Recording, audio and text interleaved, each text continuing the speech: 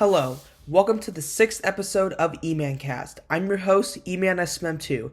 Joining me today is KillerTacoGaming, a well-known Mario Maker level player. Hi.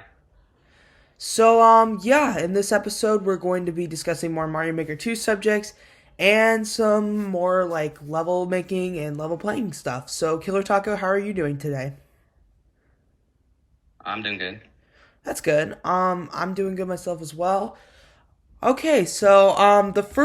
The first question I had for you was, I typically ask this at the start of every single podcast episode.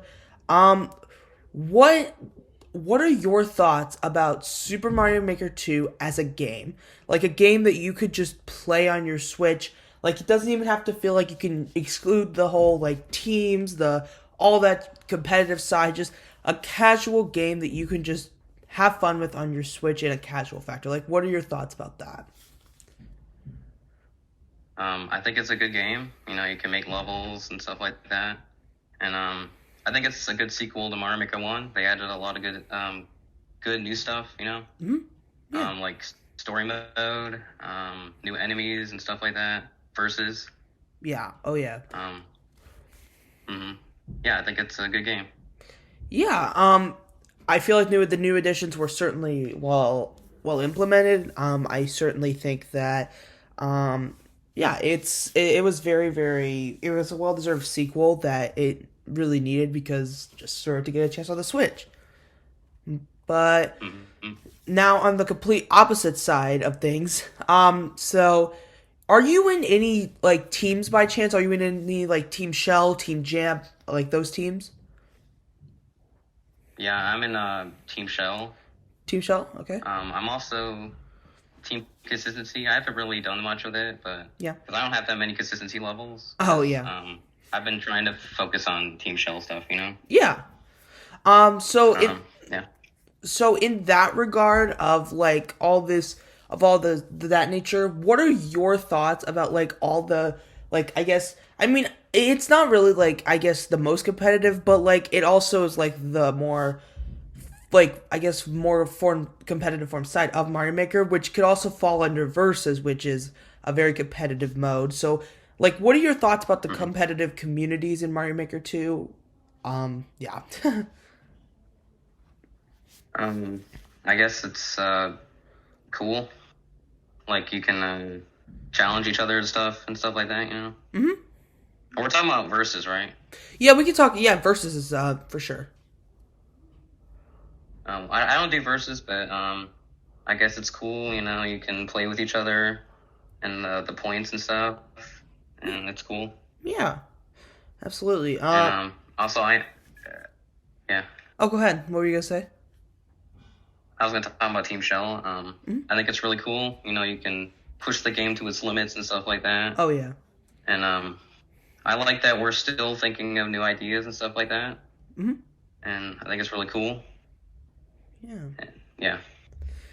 Yeah, absolutely. I agree with you with especially with Team Shell. I think I've heard from a couple other people that Team Shell is really just the place where people push Mario Maker 2 to its limits with what it can do and like how they can build levels. Like it's amazing to me. Like I see these kind of levels all the time that are represented in Team Shell, and it's seriously impressive. Like I don't even know how much time it takes. Like I've seen some of your levels, and like do you submit those levels? Like do you submit most of your levels that you make in for Team Shell that are more of those based, or do you just yeah?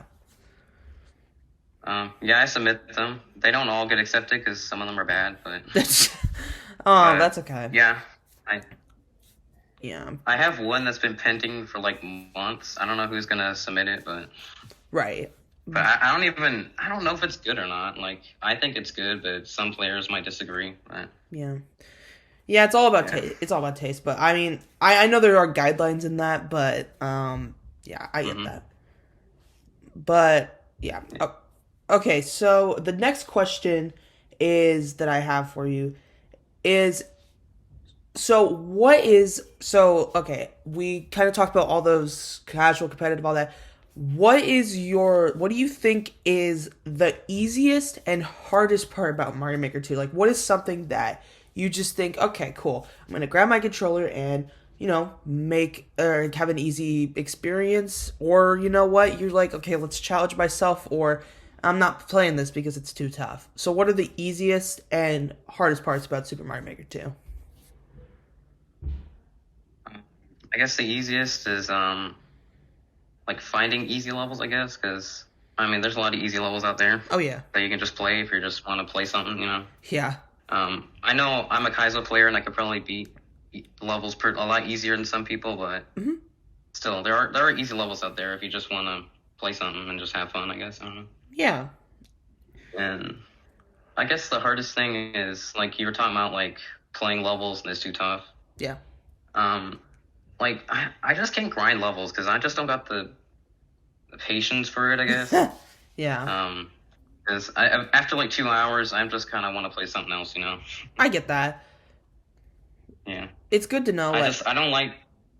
oh, go Yeah. ahead. Just grinding a level for like 20 hours just doesn't sound like something I want to do, honestly. Oh, me neither. I don't ever grind levels for 20 hours. Yeah. Yeah. I have like massive But yeah. I have like massive respect for people who can like I can do that. Like it's like me. I can never like I can probably like that's why I hardly play Super Expert, because like when I play Super Expert, I can't beat half of the levels there. So like it's mainly just a skip fest until I can actually find a level that I can play. But yeah. But yeah, Yeah. I 100% agree with what you said. For the easy side, absolutely, Endless Easy is perfect for like finding that laid back levels to play, or I guess Super Expert.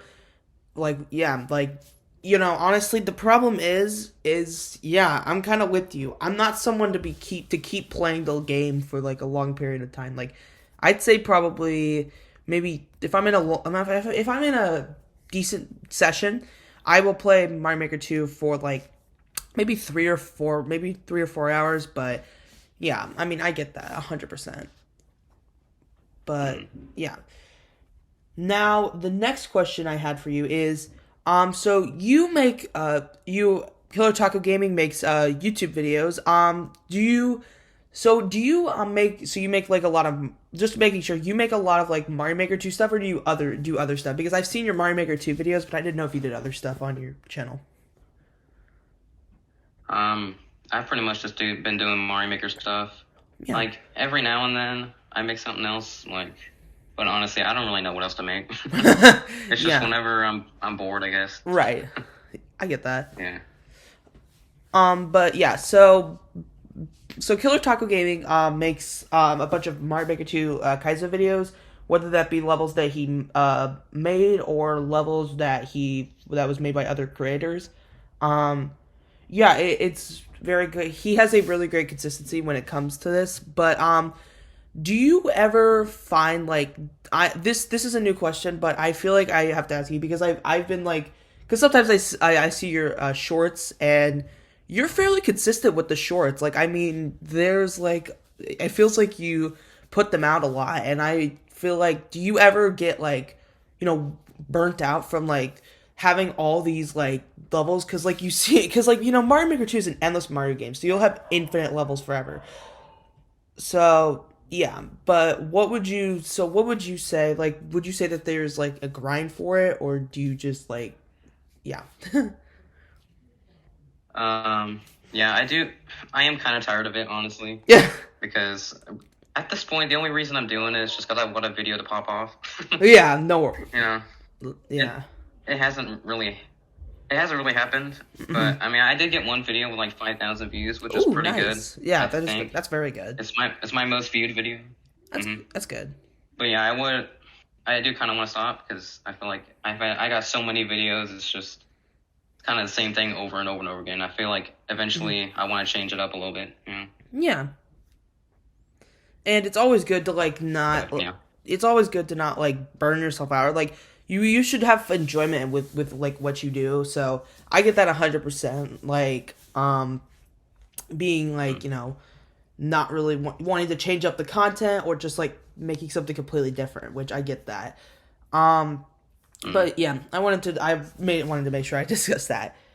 Now, the final question that I had for you was I feel like I'm forgetting a bunch of questions, but my brain's like out of it right now. I don't know why, but I understand. the final question I had for you was when a new user, like when someone new is making levels, or just anyone in general, if someone is making levels, do you have any advice that you would want to give them for making levels?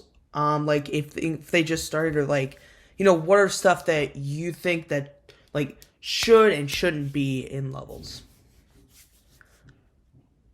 I guess something to do is like make sure that you're being original. I guess Yeah.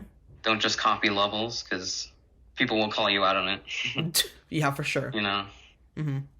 and and also make sure there's no like jank. I guess. Oh yeah. Like if you feel like a setup is really annoying to do, Mm-hmm. because I'm gonna be honest, I used to do this in the past where I just tried to make the most annoyingest thing possible, and Yeah.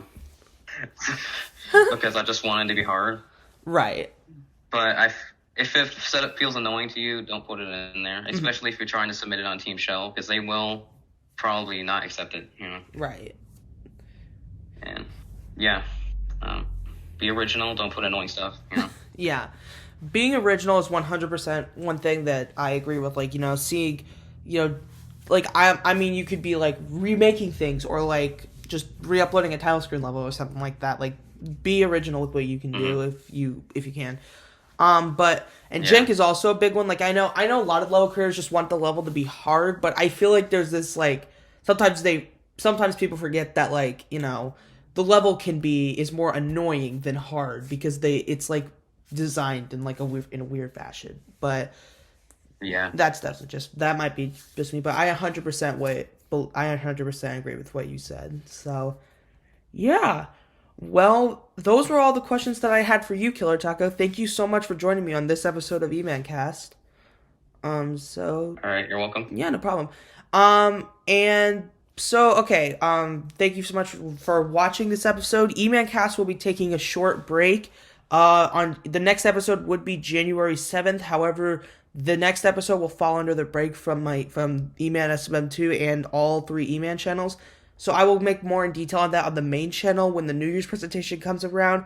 Have a great holiday. I will see you all on February 4th, 2023 for the 7th episode of EmanCast. Happy holidays, everyone, and take care.